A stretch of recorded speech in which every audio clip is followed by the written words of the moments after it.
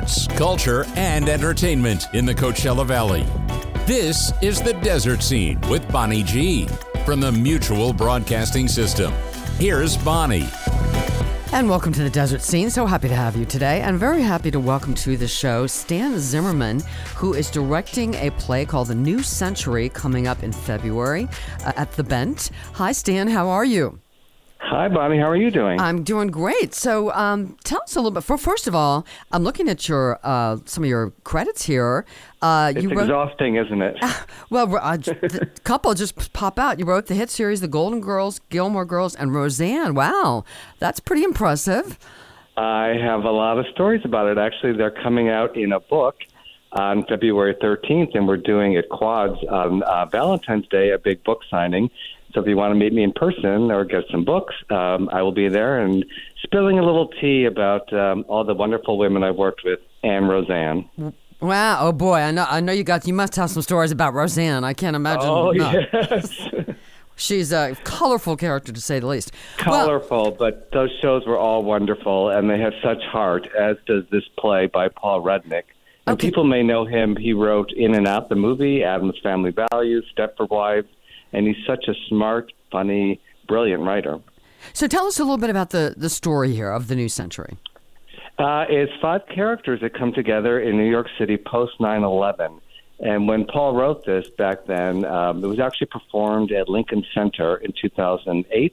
And Linda Lavin from Alice fame, another great sitcom, won a Tony Award nomination for it. It's not done a lot, but there are 3 brilliant monologues, and you have such great actors that I was lucky enough to cast in the show down here. And it has such heart. I think people know Paul, how hysterical and smart he can be, but these stories are just so beautifully told and acted that they're going to pull at your heartstrings as well. And it's about the trauma of coming together after something like 9/11. And I think when Paul wrote this, he kind of thought that was our defining moment of the new century. But as I've told him, I think he was a fortune teller. I mean, look, all that's happened since then. Yeah. Between COVID and Ukraine and October 7th and January 6th, then it just keeps going. And how do we all survive this as a community together?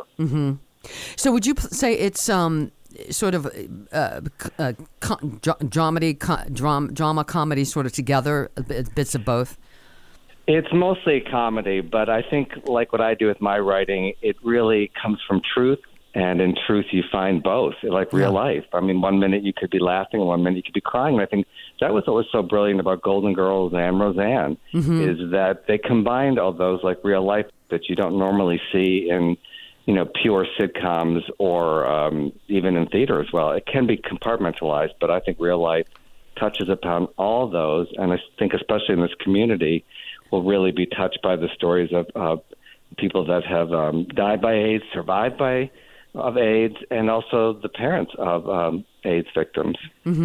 Now, I'm looking at the little description here of the show, and we have to mention this. I see here, there's even a dash of gratuitous full frontal male nudity. So we need to tell people don't bring the children, right? Don't bring the children, but it is Paul's comment on theater, and especially gay theater.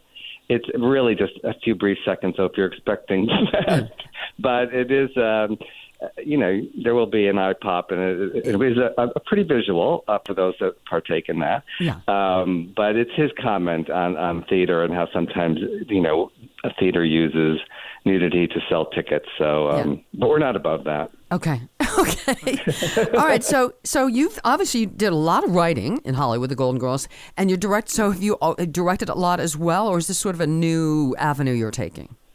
About probably a little over a decade now. I got very tired of the constant network and studio notes, and obviously people like Roseanne, some difficult moments on sets. That theater really provided me with a new home, and a home that I returned to. I started theater when I was 7 years old, and it allowed me to cast who I wanted, use music and costumes. I didn't have to get approval by a billion people, and I loved directing other people's scripts that weren't changing weekly like, a sitcom would do. And then I got talked into writing my own plays, and have done a couple of them. I just returned from Austin, where I've actually been doing a very heavy show based on a very close friend of mine died by suicide about 10 years ago, and I created a play using real suicide notes, and the play is called Right Before I Go, and I've been traveling the United States doing plays in local communities, and hopefully one day I can bring it to Palm Springs, because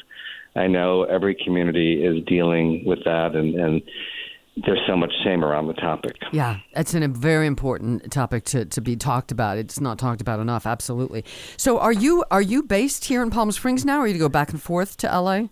I've actually been down here over a month and been really considering a permanent move down here. And I have to tell you, on my morning runs, when I look at those mountains, I think you're crazy to go back to L.A. This is so beautiful and calming, and the people down here and the growing artistic community is so embracing, and it is a very exciting movement, and I would love to be a part of it. It's very tempting. I've heard so many people I've interviewed over the years say that they came to visit for 2 weeks, a month, whatever, and they never left. Or, you are just going to be so sick of me, Bonnie, being here and hounding you constantly to come to all my theater and other projects. So let's go back. Let's go back just for a moment. I want to hear a couple stories about. Tell me a couple of your best stories about either Golden Girls, Roseanne, et cetera. Well, you have to remember, I was on Golden Girls season 1, and it was not my first job, but I was very, very, very, very young and nervous as all get out. And, I grew up on Maude and Mary Tyler Moore, so I knew the actors, and I could not believe they were saying lines I wrote. Yeah. And I really appreciated at that moment how lucky I was. I never took anything for granted. And if you remember back then, a show about 4 older women, I mean, it was, thought to be canceled in the first 2 weeks. Right. And look what it's turned into. And I'm lucky to now go to Golden Cons and Golden Girl Cruises. And it's been such a wonderful piece of my life. And I was so lucky to actually get to be friends with Estelle Getty outside of the show. And so I guess I will always be a Sophia. And tell us, how about a Roseanne story? One Roseanne story. One Roseanne story. Oh my gosh, there's so many. I mean, I was lucky to write the Lesbian Kiss episode of that show, which was just so crazy to go to work all day and then come home and see what I was writing on the 11 o'clock news, and how at the time it was so shocking that she was playing a straight woman that got kissed at a gay bar, and the ruckus that caused not only with the characters on the show, but in the community. And, for commercial television, they thought the world would end if that appeared on TV. And you know what? It didn't. It didn't, yeah. And I think it really paved the way for Ellen to come out on her show, and even Will and Grace later on. I mean, we all, are on the shoulders of people before us. And did you, I'm not asking you to slam anybody, but did you find working with her, did you have any problems working with her? I mean, she does have a reputation for being difficult and, is no longer part of the show, kind of got booted from the show. Did you find any of that working with her? Well, we were told, because she had gone through a billion writers, we actually turned down the staff job on season 1.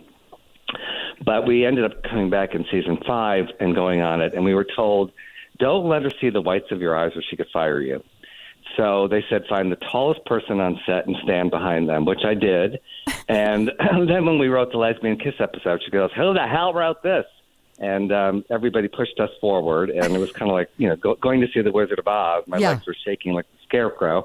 And she was like, this is funny. And then we knew we were in good, and that she really appreciated it. And I have to say, with all of her craziness, her and Tom Arnold really fought to get that episode on air when ABC said, you can't film it, and we filmed it, and then you can't air it. And they said, well, buy it back and buy time on HBO, but we're going to put it on. And so I really have to thank her for that. What has happened since then, only medical professionals can really talk on that.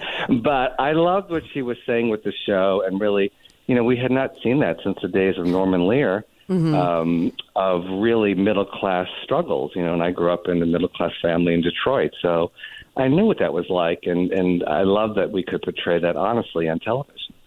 Well, let's go back for a second to the play. As a director, I'm an actress as well, and I always like to ask directors.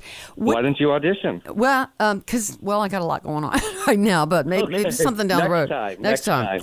How would you describe your directing style? I mean, some directors are very, very hands-on. Some are like, I'll give the actors a basic thing and let them go with it and just see what they come up with.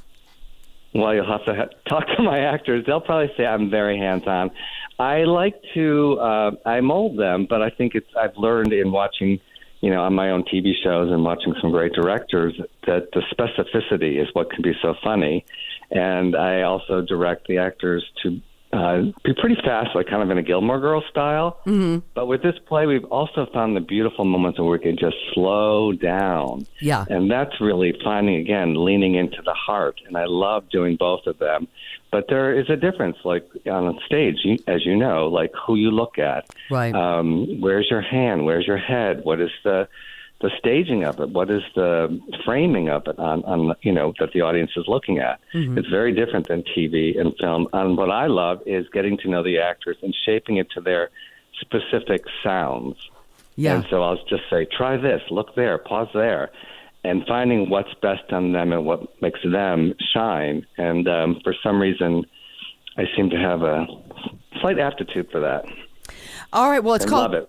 Great. Well, it's called The New Century, directed by Stan Zimmerman. It opens February 8th with the Bent Theater Company, which, by the way, they perform at the Palm Springs Cultural Center. Can you get tickets on Eventbrite, or is it culturalcenter.org? Eventbrite and thebent.org. I will be at every show, so if you want to come talk and get some more Golden Girl stories, I will be there, so just flag me down. I will try to do that. Stan Zimmerman, thank you so much. Continued success, and thanks for being here today. Thank you. All right. Thanks for having me. And we'll see the rest of you the next time on The Desert Scene. This program was produced by the Mutual Broadcasting System.